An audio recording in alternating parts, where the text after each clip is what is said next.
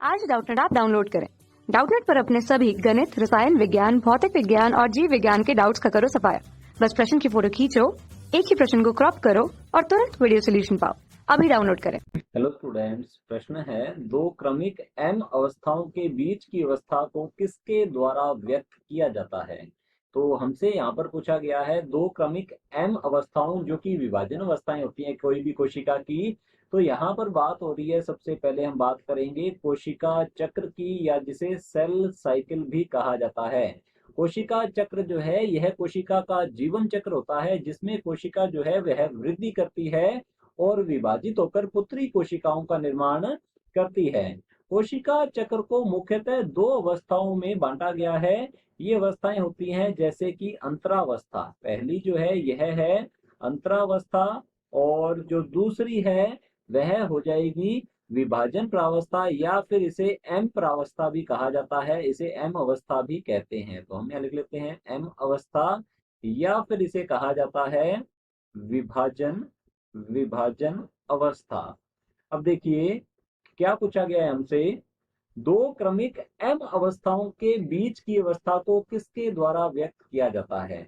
अब कोशिका चक्र है, इसमें क्या होगा, यह एक कोशिका का जीवन चक्र है जिसमें कोशिका पहले वृद्धि करती है। तो अंतरावस्था जो है इसे वृद्धि अवस्था भी हम कह सकते हैं, यह वृद्धि अवस्था भी हो सकती है।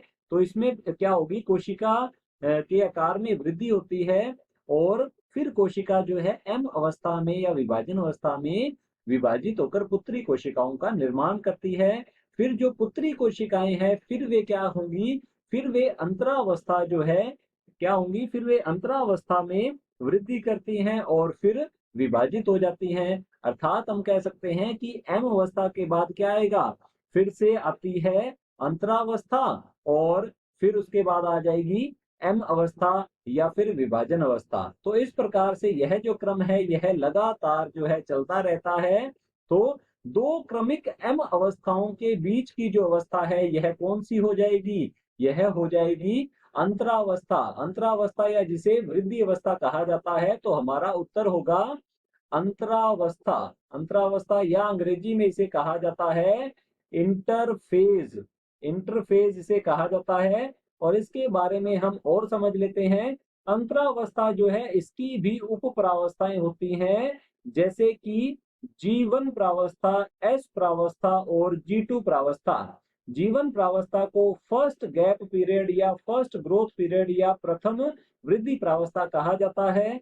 एस प्रावस्था को सिंथेसिस फेज या संश्लेषण प्रावस्था कहा जाता है और G2 प्रावस्था को द्वितीय हम कह सकते हैं वृद्धि प्रावस्था कह सकते हैं। फिर विभाजन प्रावस्था जो है इसके अंदर क्या होता है, जो कोशिका है उसमें पहले केंद्रक का विभाजन होता है, पहले होगा केंद्रक विभाजन और फिर होता है कोशिका द्रव्य विभाजन। तो हम यहाँ लिख लेते हैं तत्पश्चात क्या होता है, कोशिका द्रव्य का विभाजन होगा। तो इस प्रकार से कोशिका जो है पुत्री कोशिकाओं में बंट जाती है, पुत्री कोशिकाओं का निर्माण करती है, पुत्री कोशिकाएं फिर से वृद्धि करेंगी, फिर एम प्रावस्था आ जाएगी।